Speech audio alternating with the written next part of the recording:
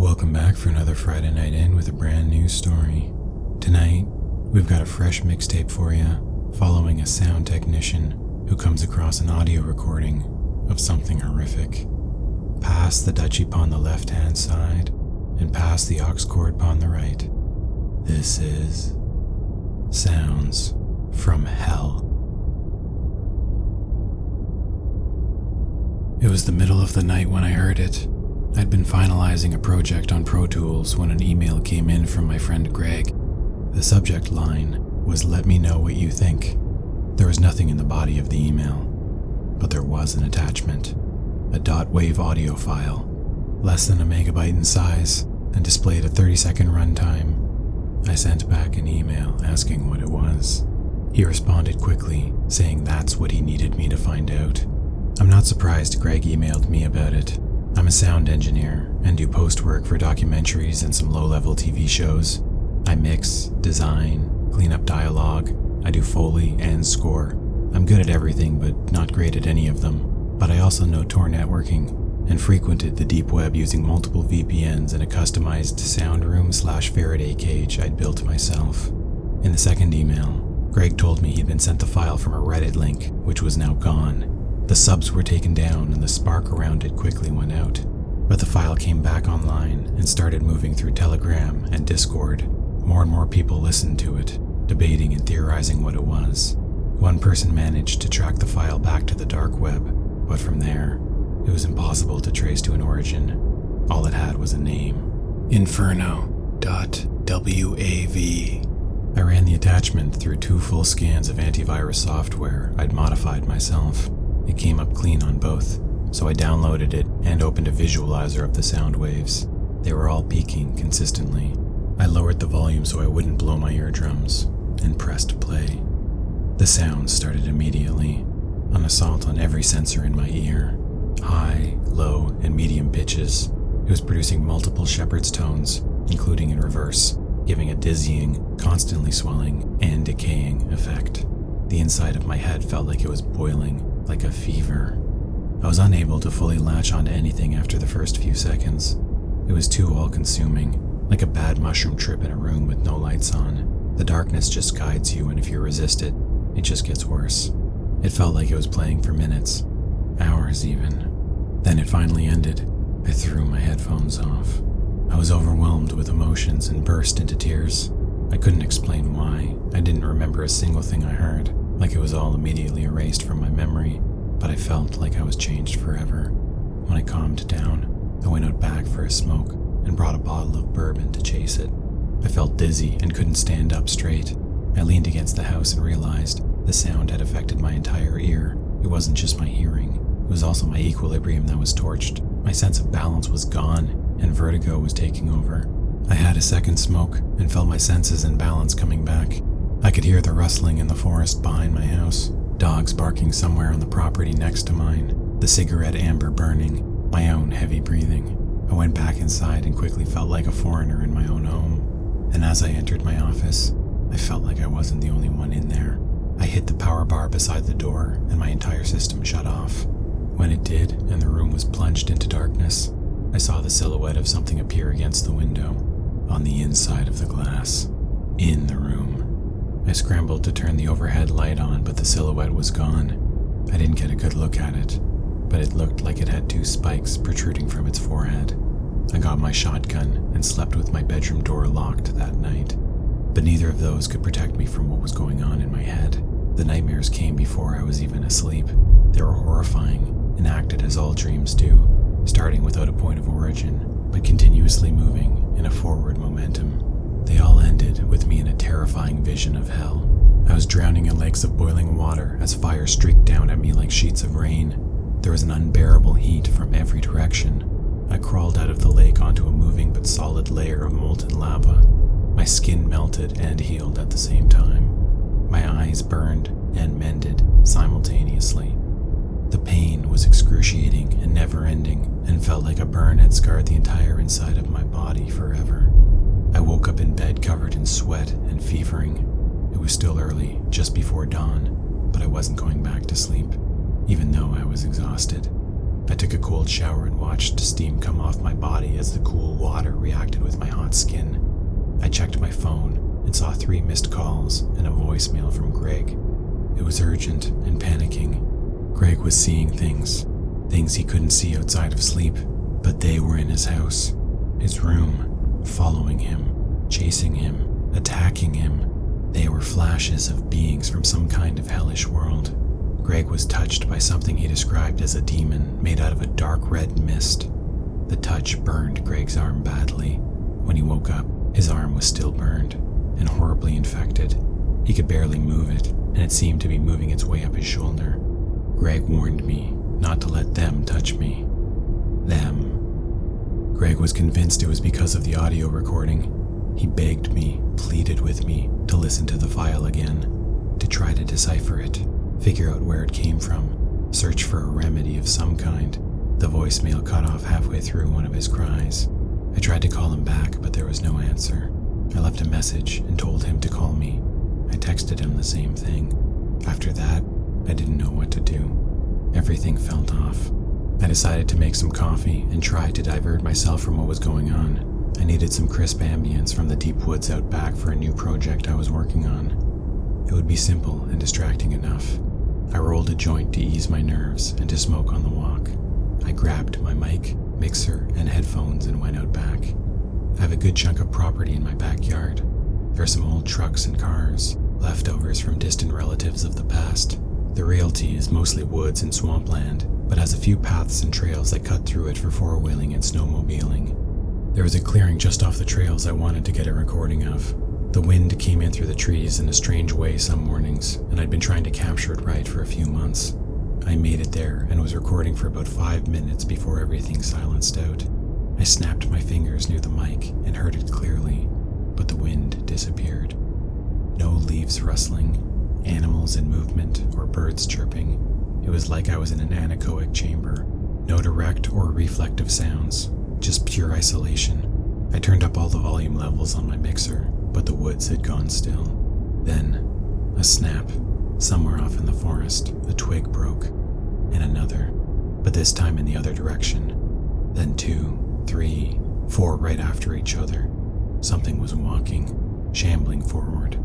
I did full 360-degree turns, but there was nothing and no one out there aside from the trees.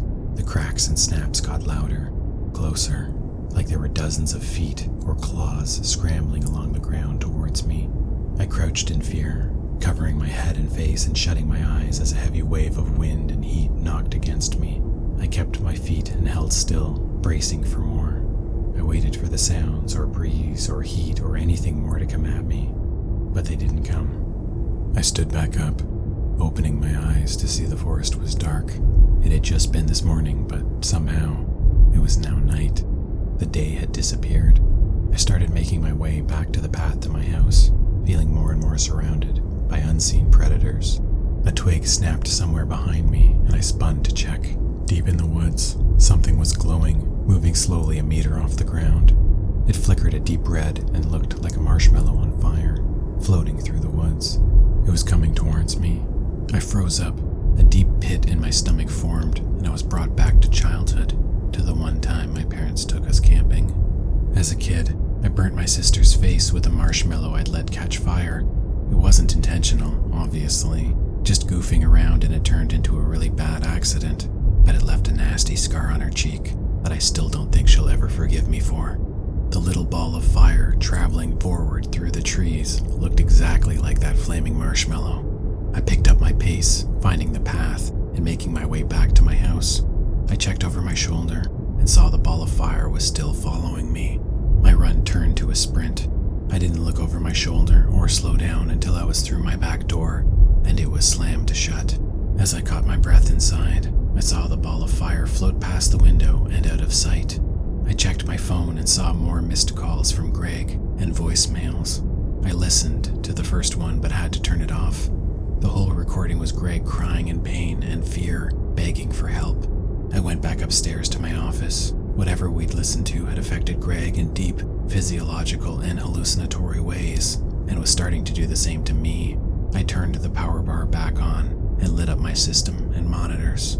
I sat down and drank more bourbon. though I didn't think anything could take this edge off. I put my headphones on and pressed play on the file. I was immediately thrown back to a familiar and horrified state.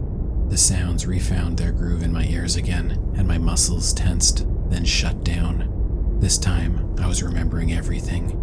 Over the years, my ears had become so attuned to nuance, I was able to decipher everything I was hearing from the file. There were horrific, torturous cries coming from fire lashing and water boiling and bubbling. I could hear storms of violent, nuclear thunderclaps that shot through my head like electroconvulsive therapy, fiery rain that hit the lava-hardened ground like tiny meteors, flames whipping against bare skin, pain and suffering. There was something like a huge, powerful generator funneling it all that sounded like it was all very nearly about to explode. A leviathan of bass and sub-bass vibrations, shaking so strongly they were creating some kind of war drum effect. And underneath it all, there was a rhythm, some strange harmony under the chaos, like chanting or a prayer. Then it ended and the world was thrown into silence and stillness. The room felt darker and my body felt like a lead statue about to topple. I sat quietly for several minutes before I felt the world shift back on balance and my mind wandered right back to where it was. I thought about the sounds, the screams in particular. I'd heard all kinds before. In one documentary I worked on, which followed the genocide of the Tutsis in Rwanda, I'd heard my first real death screams. There had been new audio recordings out of some of the towns that had been slaughtered by armed militia. They were horrific. It wasn't just that you knew the screams were real. The sounds themselves hit different entirely. They landed somewhere deep and dark in your heart. I heard once you could tell fake screams from real ones because the souls were trapped in the sounds of the real one, and they reached out and held you with an icy grip when you listened. This was something like that, but worse.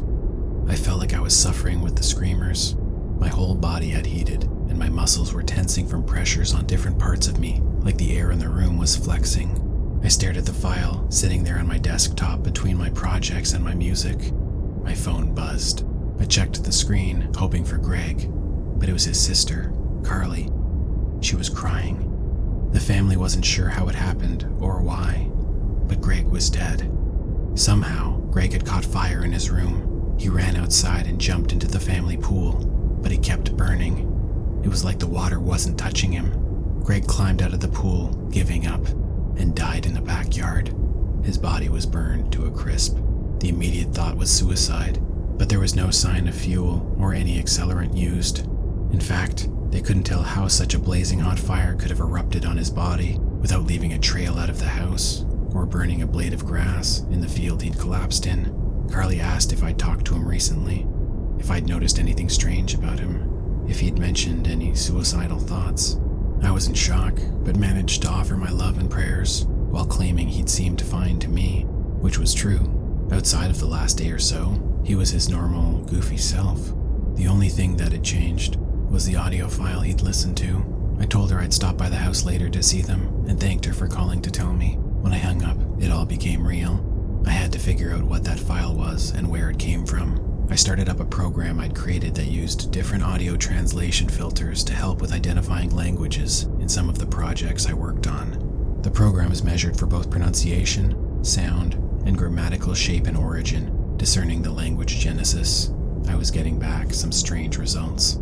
At first, it wasn't identifying anything at all. I had to restart the program twice. Then it began partially recognizing elements of words in Greek, Aramaic, Demotic, Hieratic, and Coptic. I separated the dialects, whatever they were, from everything else. The words came out in a strange, lengthy grouping. They sounded like a prayer, but worked in a perfect loop, ending on the same notes as they began, which was similar to the shepherd's tone. I put the phrases through a search engine. I only received one result, which led to some back-channel website that explored ancient, dead languages. The result gave me chills, claiming similarities to and including the divine language. I sent an email to the site moderator, who was a professor in philology and linguistics, with the prayer translated into a readable series of words, asking for his immediate help. As I waited for a response, I checked the Telegram chat rooms Greg mentioned. They gave me more chills. Everyone posting had been complaining about the same things as Greg experienced. Some of them were more personal. The more frightening stories described watching their friend or family member or co-worker go up in flames 2 days after listening to the audio file.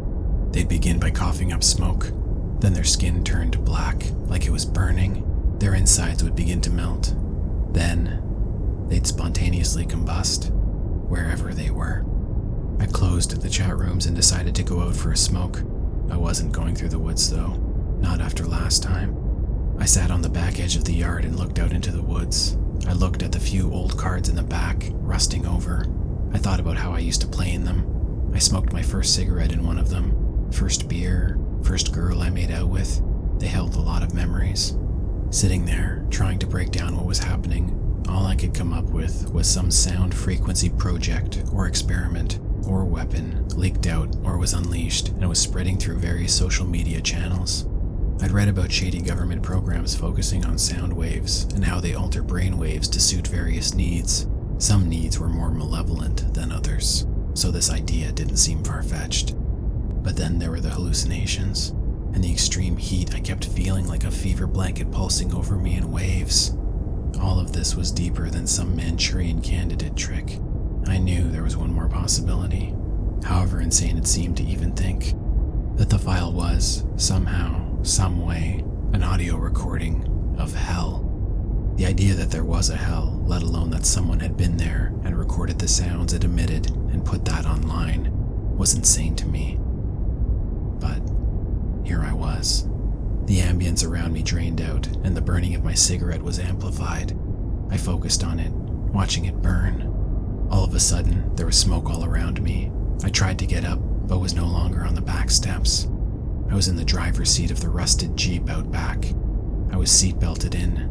Smoke was funneling through the old truck from the back seats as a deep red was glowing out from it. Something was in the back, a dark silhouette amongst the smoke. I struggled against the seatbelt, but it burned into my hands like it was made of fire. The sounds, the horrifying screams from the depths of whatever hell was on that file, screeched out from the back seat. Then Greg's voice came from them. "I'm waiting for you, Johnny. I'm keeping your seat warm." I yanked myself forward and shot up in bed. The Jeep and the backyard were gone. I was in my room now, half under the covers, drenched in sweat. I'd been sleeping. Another nightmare had shook me. I got up. The loss of balance was back, like the world had shifted slightly, and I hadn't adjusted.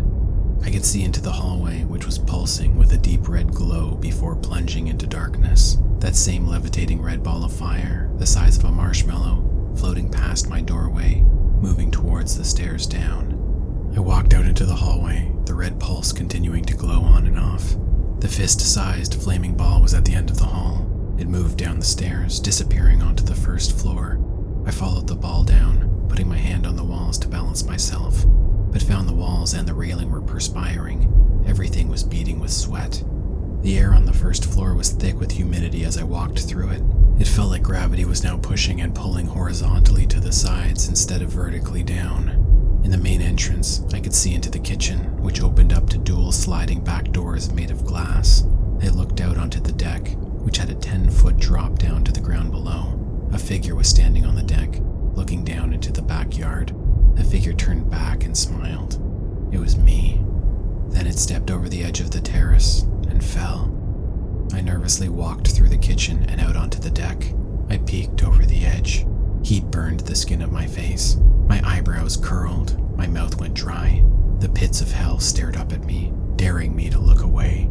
Pain, screaming, and suffering wailed from tiny bodies that looked like ants far below, but they were all people, millions of them. A hand pressed into my back, and I felt myself go over the edge of the deck. I turned back to see who pushed me, and saw myself there, smiling. I kept hoping this was a dream, that I'd wake up during the fall into hell, but I didn't. I kept falling, and the heat got hotter. I hit the ground like a brick. I felt the hardened, molten lava burn through my skin and pulverize the bones in my body as I landed. I couldn't move. I was a mushy liquid that was slowly reforming into a solid figure. I could see blurry shapes rushing towards me, horrific sounds screeching from them. Then I woke up. Or rather, I came to and fell forward out of my chair. I was still sitting in the backyard, having my cigarette. I hadn't gone to the Jeep, or woken up in bed, or fallen into hell. I was still here, and the cigarette I'd started was just burning into the filter. I was covered in sweat, my clothes were stuck to me, and I felt like I was on fire. I rushed inside and got in the shower, running freezing water over me until my temperature started to drop. Then I started to cough up smoke.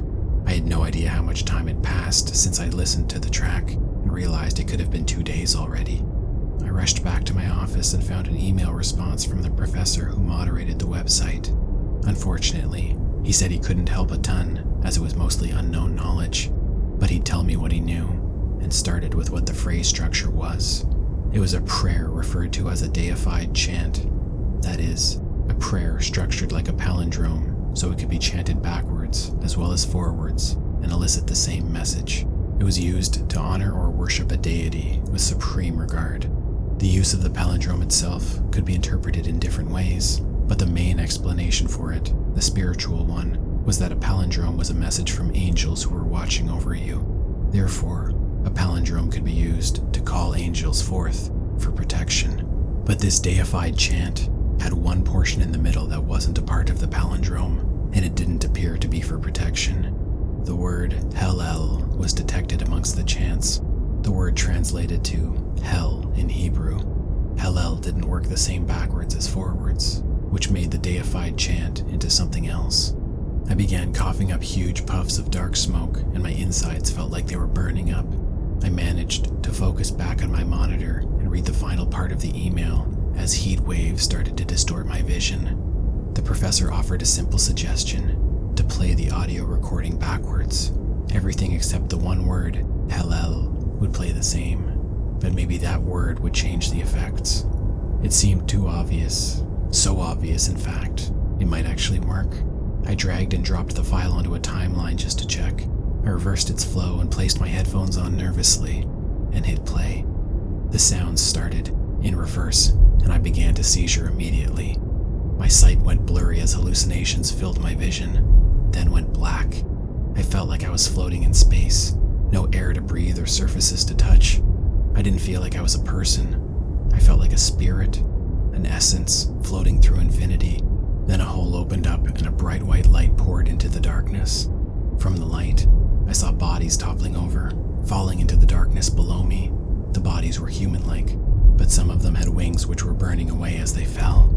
The bodies dropped from the sky like a blazing red meteor shower. As they hurled downward, their brightness lit up the ground below them. I saw barren, scorched rock and desert, volcanoes erupting and mountains shaking. The bodies fell into large, slithering rivers of boiling water and fire. They screamed upwards, towards the sky. The landscape was like a moving canvas, a biblical oil painting showing the fall from heaven, the fall of the damned, the disgraced angels tumbling down through ash and cinder clouds. From the hole in the sky they'd all been thrown from, I saw a vision of the great angels Michael and Abdiel. They were casting out the final, disgraced usurper from their midst. Lucifer, at once the brightest light in heaven, was now the great fallen angel, and he was being reborn as the devil to rebuild his army in this new, fallen kingdom. The light from above closed, and the evils and atrocities of the fallen could only be seen by the red glow of the exploding volcanoes.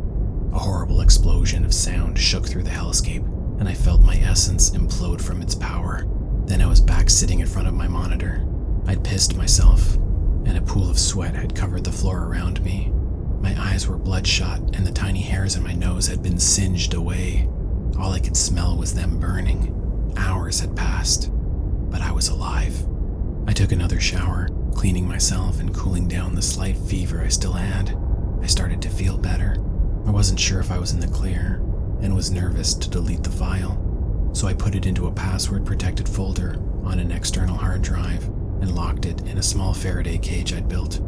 I went back online and searched Telegram and Discord. The chat rooms had gone quiet, but the conversations were still there, even if the people who had them weren't. And the file had vanished. It wasn't circulating anywhere anymore. Inferno.wav was gone. All that was left were the ashes of people's lives and bodies that had been torched from listening to it. I performed a lengthy online reverse search for any sign of the file, but but nothing came up. It completely disappeared online and hasn't reappeared. Since then, I've been trying to get my shit together. Friendships, relationships, work, health, exercise, all of it. Because the biggest lesson I took away from this whole existential nightmare was that hell is a real place, and I never want to go there. And that concludes Sounds from Hell. We hope you enjoyed tonight's episode, which was number 35 here at 10 Minute Horror, and we'll see you here next Friday night for some new fire.